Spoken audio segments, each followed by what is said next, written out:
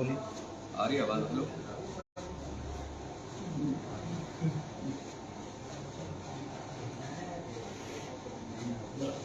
Role. हमारे साथ उत्तर प्रदेश के कैबिनेट मंत्री डॉक्टर संजय निषाद जी हैं। संजय जी, बहुत स्वागत है आपका न्यूज इंडिया पर। पिछड़ा वर्ग को आरक्षण देने के लिए एक आयोग बनाया गया, आयोग की रिपोर्ट आई, रिपोर्ट आने के बाद चुनाव की तैयारियां हो रही हैं। मामला हाईकोर्ट में गया, हाईकोर्ट ने कहा कि जो आयोग की रिपोर्ट है उसको सार्वजनिक किया जाए। जो रिपोर्ट सार्वजनिक हुई नहीं, उस पर आपत्तियां कैसे आई? मैं तो न्यायालय का सम्मान करता हूँ, अपनी सरकार को भी धन्यवाद दूंगा कि हमारी सरकार जो है पिछड़ों के साथ खड़ी है। बेईमान तो ये हैं जो पिछड़ों और दलितों के नाम पर 30 साल से सरकार बनाते रहे, उन्हें उलझाते रहे, कभी एक लाइन का कोई कानून नहीं बनाया। हमारी सरकार पिछड़ों के साथ उसी दिन से है जिस समय कोर्ट ने आदेश किया।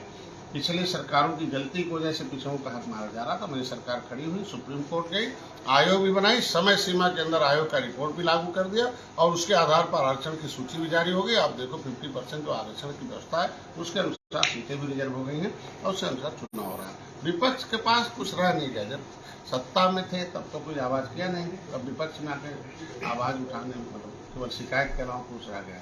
क्योंकि समस्याओं का समाधान का जब समय था तो उन्होंने किया नहीं, अब शिकायत कर रहा हूँ, क्या बचा? विपक्ष का काम है शिकायत करना। निकाय चुनाव को लेकर के जो आपके ऊपर जिम्मेदारी आई है, अलग अलग मंत्रियों को जिलों की जिम्मेदारी भी दी गई है, तो किस तरह से आप रणनीति बना रहे हैं इस चुनाव के लिए?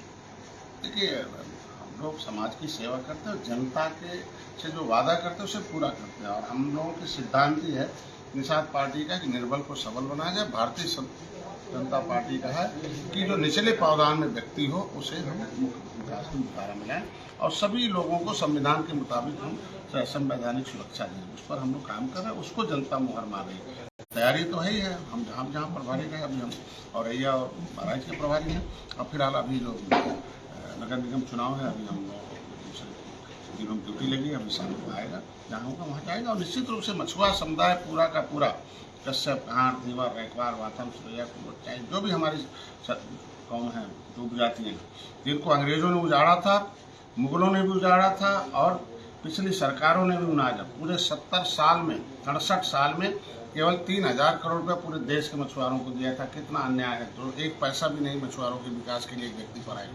हमारी सरकार है 26,000 करोड़ रुपया दी, 20,000 और 6,000 अभी दी। उत्तर प्रदेश सरकार ने भी करोड़ों करोड़ रुपया दिया, 257 करोड़ रुपया प्रधानमंत्री मत्स्य संपदा, 10 करोड़ मुख्यमंत्री संपदा निषाद राजकोट योजना है, 25 करोड़ रुपया मछुआ कल्याण कोष। ये सारी जो योजनाएं हैं, ये योजनाएं जो है उस व्यक्ति को जीवन की लगातार चर्चा की है। एक आरक्षण का मसला ऐसा है जो अमित शाह जी के साथ में डायरेक्ट आपने डील किया। बात इसमें यहाँ पे आती है कि क्या जो धन आ रहा है, चाहे केंद्र या राज्य, उससे संतुष्ट हो या जो आपकी मांग थी उससे संतुष्ट हो? देखिए, दोनों विकास के लिए शिक्षा भी चाहिए, रोजगार भी चाहिए और संविधान में उसको जो मिला हुआ संवैधानिक अधिकार चाहिए। हम एक तरफ काम करते रहे। पिछली सरकारें ने तो न आरक्षण की बात की, न तो इनके विकास की मुखधारा की बात। हमारी तो सरकार तीनों पर काम कर रही है। आरक्षण के मुद्दे पर मुख्यमंत्री ने निर्देश मांगा आरजीआई से, रजिस्ट्रार जनरल ऑफ इंडिया ने एक्सेप्ट किया, 70 साल में नहीं किए। मछुआर के नाम से एफसीआई में दर्ज है, लेकिन इसका नोडल विभाग सामाजिक न्याय मंत्री ने भी कर दिया। तो जो 70 साल का उलझा मामला है उसे सुलझाने में समस्या वो हर अपनी दिशा में चल रहा है। लेकिन किसको आरक्षण देना है तो उसे शिक्षा भी तो चाहिए, लेकिन शिक्षा जो शिक्षित रहेगा तभी तो उसका अपना कर पाएगा।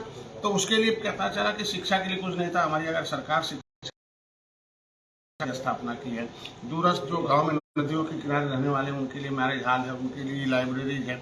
उस लाइब्रेरी को सीधे कनेक्ट करेंगे बड़े कोचिंग सेंटरों से कि गरीब का भी बच्चा बड़े कोचिंग सेंटर अगर काम कर रहा है तो उनके बच्चों को भी वहीं से कोच करें और उनके बच्चे भी IAS PCS बन जाए। ये हम उस दिशा में काम करें, शिक्षा और रोजगार के लिए तीसरा आरक्षण, तीनों काम करें।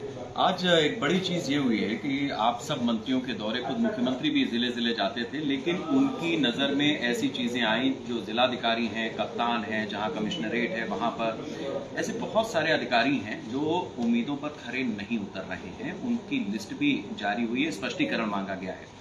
तो इसको किस चीज का परिणाम माने? मतलब आपके दौरों का, या फिर जनता की जो त्राही है उसका, या फिर ये मुख्यमंत्री का इनिशिएटिव भर है? देखिए, मैं मुख्यमंत्री जी को धन्यवाद दूंगा, वो जांच कराते हैं, जो दोषी पाएगा तो उसके खिलाफ कार्रवाई भी होती है। हम तो पहले भी कहते रहे कि ये पिछली सरकारों के उदासीन रवैये वाले अधिकारी हैं। अभी नया तो तुरंत आप भर्ती नहीं कर सकते। अयोध्या और वाराणसी के भी डीएम है। निश्चित रूप से ऐसे सारे, मैं पहले बताया ना कि ये जो अधिकारी हैं पिछली सरकारों की नीतियों और उनके क्रियाकलाप से प्रभावित लोग हैं। अब धीरे धीरे सुधार, बहुत सुधार हुआ है, ऐसे तो नहीं। हम तो ज़्यादा जिलों में हम लोग जहाँ प्रभारी रहे, हम आजमगढ़ में रहे, चित्रकूट में रहे, झांसी में रहे, हम तो इमीडिएट वहाँ आप देखिए, अभी मैं औरैया में हूँ, अब मैं बहराइच में हूँ, हम तो इमीडिएट उनको ऑर्डर करते हैं और निर्देश करते हैं और उससे कहते हैं जवाब दे हमें बताओ। जनता के सेवक हैं, IPS है, IAS है, जितने भी PCS हैं, जनता की सेवा करें, उदासीनता अब नहीं चलेगी। ये भारतीय जनता पार्टी NDA की सरकार है, जनता के साथ वादा किया है, तो जनता के मंशा के अनुरूप, सरकार के मंशा के अनुरूप जो अधिकारी रहेगा अभी वो गद्दी पर रह पाएगा, नहीं तो हटा देगा। एक सवाल आखिरी आपके मंत्रालय से जुड़ा हुआ, बहुत सारे जिलों में ऐसी बातें आ रही हैं जो हम लोग भी जाते हैं उसमें कि तालाब हैं, उसमें विधिवत जल की व्यवस्था नहीं हो रही है, या जिन लोगों को आपने अनुदान दिया है तालाब बन गया, पानी भी आ गया, तो उसमें फिर सही तरीके से पालन नहीं हो पा रहा है, मत्स्य पालन नहीं हो पा रहा है। तो ऐसी, और खास तौर से उनकी भी नाराजगी तहसील से या जो जिले के अधिकारी हैं उनसे है, इसको कैसे आप देख रहे हैं? देखिए, पहले तो हम अपने मंत्रालय की बधाई दूंगा कि अपने जब से मैं जिस समाज की सेवा कर रहा था, संघर्ष कर रहा था, उसकी सेवा के लिए हमें मंत्रालय मिला। मत्स्य मंत्रालय केंद्र राज्य में हुआ और मैं बजट की व्यवस्था है, पहली बार है बजट की व्यवस्था है 70 साल में। तो जब व्यवस्था आई है 1 साल से, तो उसको लागू कराएंगे। लेकिन जो पोखरे हैं वो राजस्व विभाग के हैं। मैं तो प्रधानमंत्री को धन्यवाद दूंगा कि उन्होंने हमारे मछुआरों की चिंता की। अब कि उनको आया कि जब नदी नाले पोखरे जिंदा थे, भरे भरे थे, तो ये मछुआ समुदाय हरा भरा था, तो फिर से उन्होंने स्पेशल बजट दिया कि अमृत सरोवर के रूप में पोखरों को विकसित किया जाए और उसमें मछली पालन की व्यवस्था की जाए। अब उसकी सुविधा शुरू हो गई है और निश्चित रूप से उसमें आ रहे हैं। कुछ नीतियाँ पिछली सरकारों ने खराब कर रखी थी, कोर्ट से ऑर्डर